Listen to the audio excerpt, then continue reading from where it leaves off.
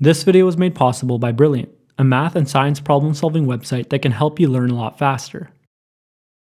Today we're going to discuss how to learn faster using learning loops. Step 1. Choose something that matters. Start by picking a field of study that you're genuinely interested and emotionally invested in.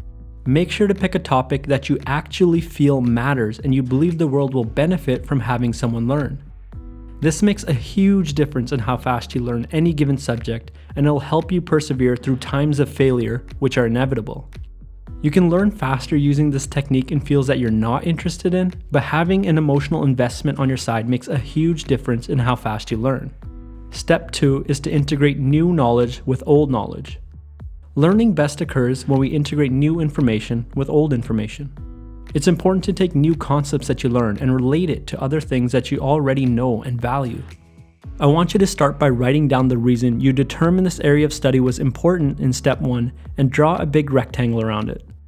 This rectangle contains what you already know and value about the subject, but even more than that, it will serve as a constant reminder and motivator of what you're striving towards. For example, writing is a way to transfer knowledge to others. Knowledge leads to learning, and learning to a change in behavior. When you change someone's behavior, you can change the world.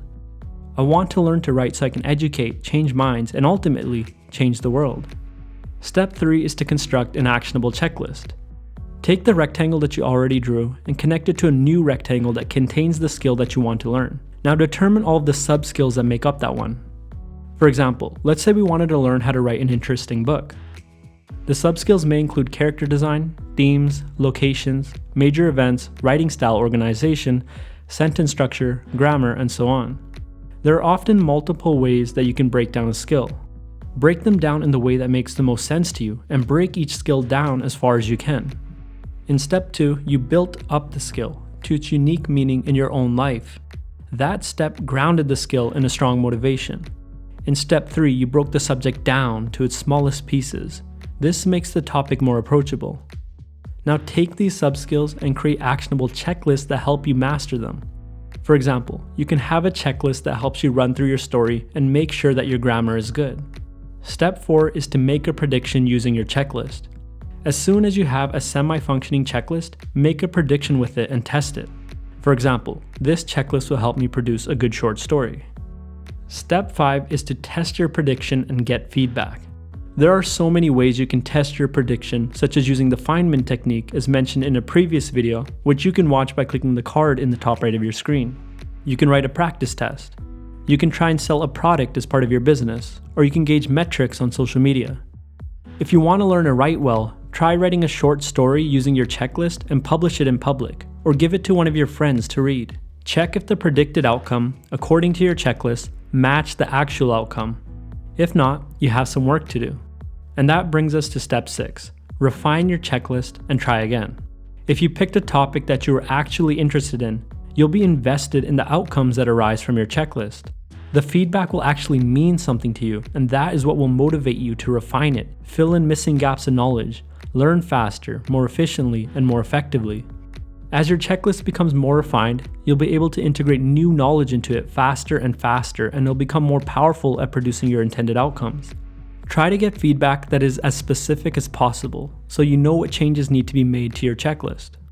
These steps form a learning loop. Pick a topic that really matters to you. Construct a checklist around that topic that is designed to produce results. Make a prediction based on your checklist. Test that prediction by doing something or creating something, and get specific feedback that helps you update your checklist. Rinse and repeat this process. You want to test your checklist as often as possible and in as many situations as you can to really strengthen your understanding of the topic. An example would be to solve as many different practice questions as you can in preparation for an exam. But even more than that, you want to subject your list to failure as often as you can.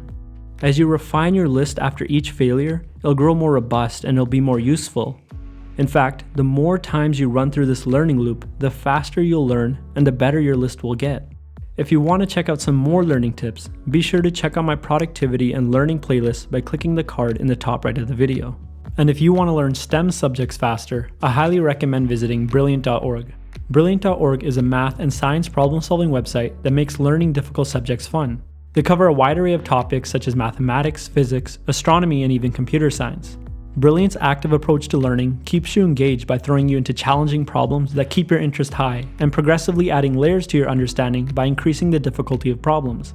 To develop and apply your current skill set, just go to www.brilliant.org/freedominthought or click the link in the description below and you can sign up for free. As a bonus for those who are ready to push themselves further, the first 200 people will be hooked up with 20% off the annual subscription. As always, thanks for watching and I'll see you next time.